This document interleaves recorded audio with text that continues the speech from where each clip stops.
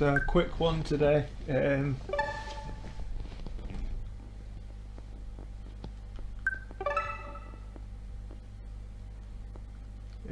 few things I've added. I'm going to mainly concentrate quickly on the Interpolate.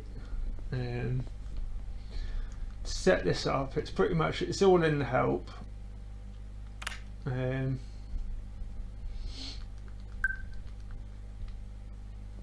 So you get a type, first value, second value, and it acts as it comes off of a value, the t. These are the different movements. So you've got like a constant, linear, easing. They're different move effects. You can use it for a number of different things, which I'll demonstrate. So all you're doing is adding these two variables here.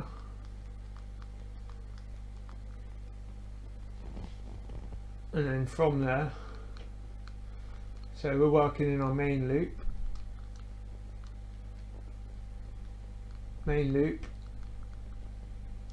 I've also added an axe just to demonstrate something else as well.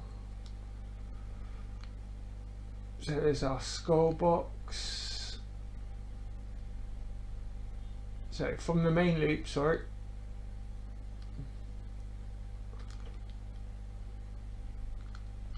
Gameplay data. This is where I hold all the players' data and everything.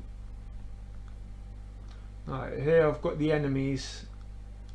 So put your variables in at the top, and then all you need is this part here.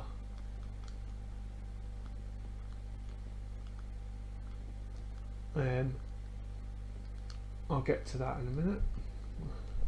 And then it's just this. So I've added the interpolate to the Y speed of the skull box. Done it type 1, which is constant, linear, sorry.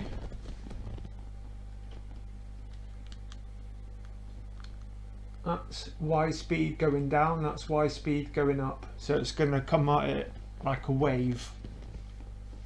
Ignore the axe. So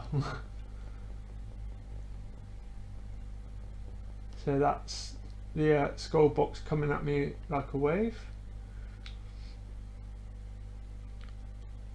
Because I've already added in when he spawns, I've already got his X speed going that way anyway.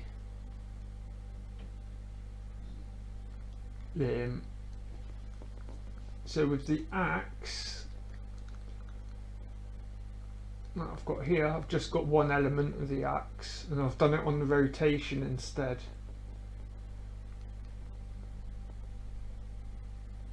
So I've just offset the collision box, and it actually rotates with the sprite's rotation. So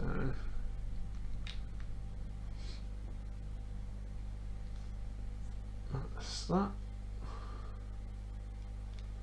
I'm just going to get rid of the axe. So that was just for demonstration.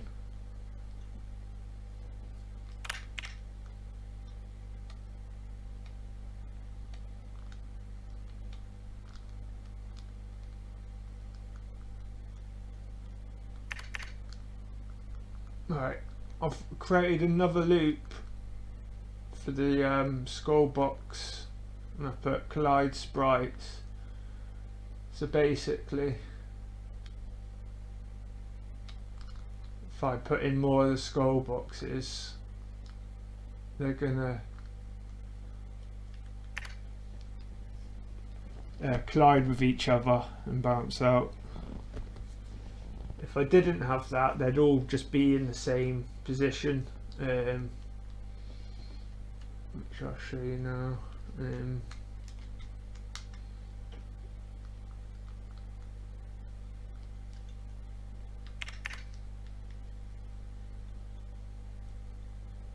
you go.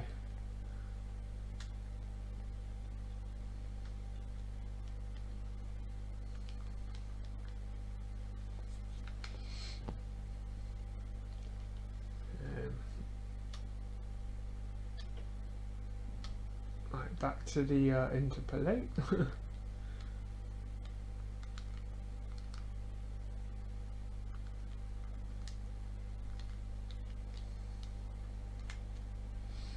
Right, I am still playing with it at the moment, but you can add this to a manner of different things. So here I've got back to my screen passes, so we'd start moving up and down once the screen passes reach 1.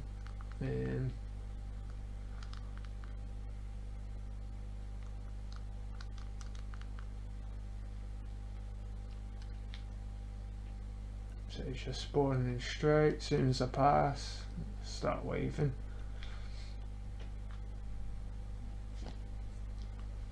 Of course, I could speed that up as well if I mess with the top variables here.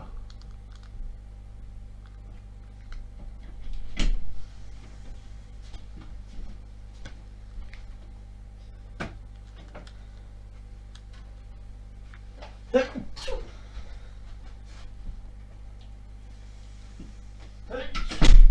can see it's moving a lot faster. I've also added it to the my score at the top.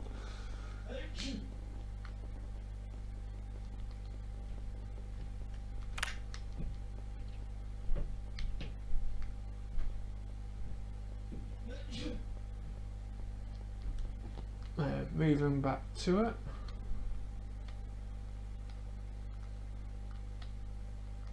So that's pretty much how it works. The first argument, let's just get rid of that.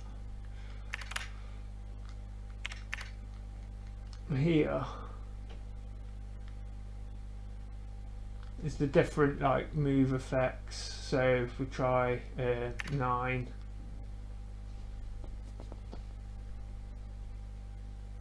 it's kind of like a bounce, goes on up top and disappears.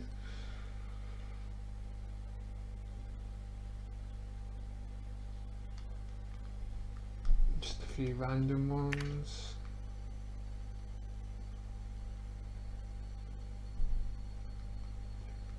Right, take it back to 1. Now here I've got on X speed, player X speed. So every time I move, he's going to shoot forward at me as well.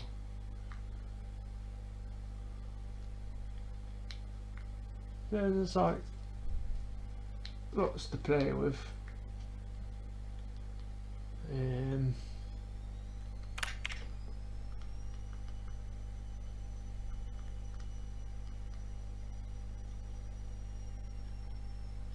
think that'd be quite good for like a jellyfish movement.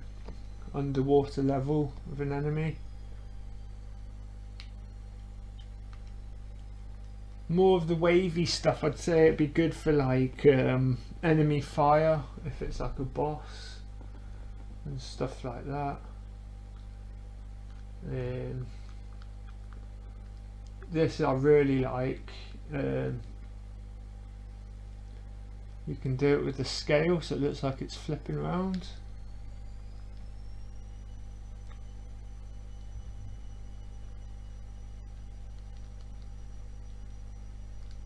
Of course you can do it in rotation for the skull box as well.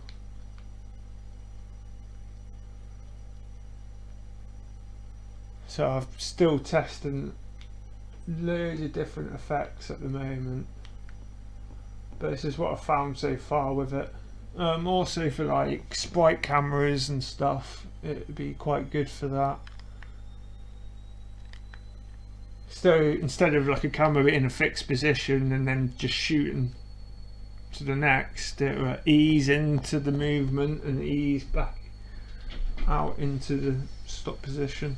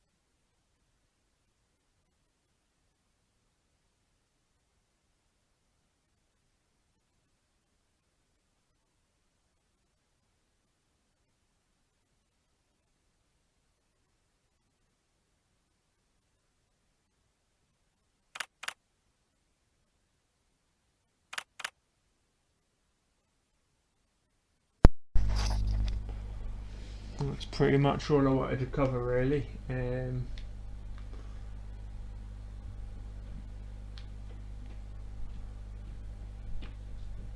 just chasing the player now.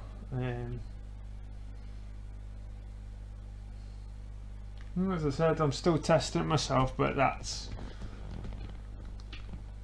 to use it in a basic sense, I guess. So yeah, lots to play with. But yeah.